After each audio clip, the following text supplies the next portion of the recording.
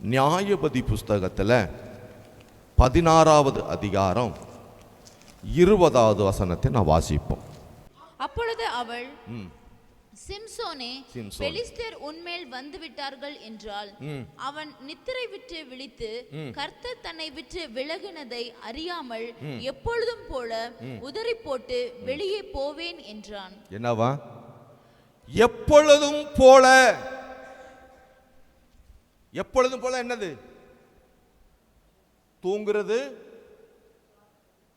எந்திரிக்கிறது, சாப்பிட்றது, வேலைக்கு போறது, பிசினஸ்க்கு போறது, ஸ்கூலுக்கு போறது, காலேஜுக்கு போறது, நம்முடைய சொந்த காரியத்தை என்ன செய்யறது? எப்பையும் போல.